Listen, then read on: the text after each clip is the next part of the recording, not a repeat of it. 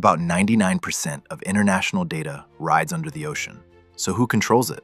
That traffic runs through roughly 1.4 million kilometers of glass and armor. The internet feels wireless, but its backbone is wet, heavy, and privately routed. A message between continents usually begins as light inside a seafloor cable. The mystery is why invisible wires create very visible power. When a cable fails, the internet sends a ship. Not an app update, not a satellite beam, but a vessel with cable gear. The ship hunts for a broken strand buried in salt water and mud. Then, crews lift the line, cut it, splice it, and sink it again. This physical ritual sits behind banking, streaming, cloud storage, and video calls. The public map contains 559 active or planned cable systems. Those systems touch more than 1,600 landing stations around the world. A landing station is where the ocean internet becomes a building with locks. Inside, light becomes commercial access, national permission, and route control. So the real question starts at the shoreline. The obvious answer is satellites. Phones are wireless,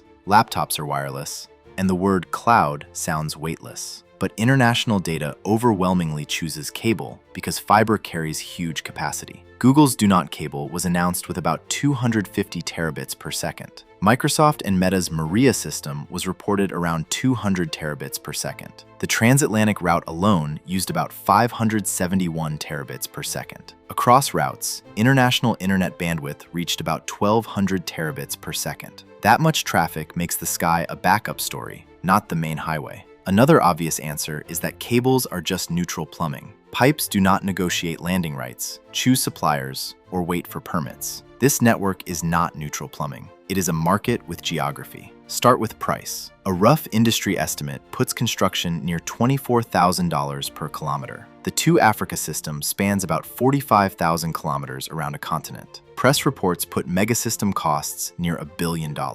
Money like that comes from consortia, carriers, and hyperscalers with traffic to protect. That means route maps start as spreadsheets before they become seabed lines. A cheaper route is not always the most powerful route. A landing point can sell access, charge fees, and shape local competition. Now add the builders. About 3 suppliers have provided roughly 90% of new cable length since 2016. That shortlist turns factory slots into leverage. The cable itself is engineered for a long ocean life. Wet plant components are commonly designed for at least 25 years, but retired repeatered cables recently averaged only about 17 years in service. The ocean does not just wear cables out. Economics retires them early. A newer strand can carry more valuable traffic on the same route. Capacity growth rewards owners who can finance upgrades before rivals do. Then the map turns vertical. Roughly 80% of cable kilometers sit in deep sea below 1,500 meters. Down there, patrols are hard, repairs are slow, and exact protection is unrealistic. Near shore, the cable becomes easier to damage and easier to control.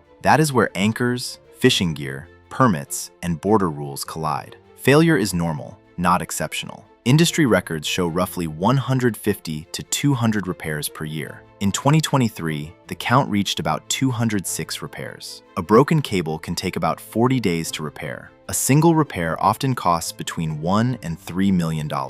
The delay is not just the splice. A repair needs fault detection, permits, a ship, weather, cable grappling, and testing. Every step creates a gatekeeper. History shows how fast a hidden break becomes public. In 2006, the Hengchun earthquake severed multiple cables and caused multi-week regional outages. Traffic can reroute, but only if spare capacity exists somewhere else. Redundancy is not a feeling. It is paid capacity on alternate paths. That is why hyperscalers buy or finance enormous private routes. Do Not entered service in 2021 with record capacity announced by its builders. Maria was completed in 2017 across about 6,600 kilometers of Atlantic seabed. The company that owns the path can shape the price of speed. The cable is not the whole system. The system is the chain around it. Capital chooses the route. Suppliers choose how fast the hardware can exist. Landing stations choose who touches the national network. Repair access chooses how long a failure stays real. Protocols move packets,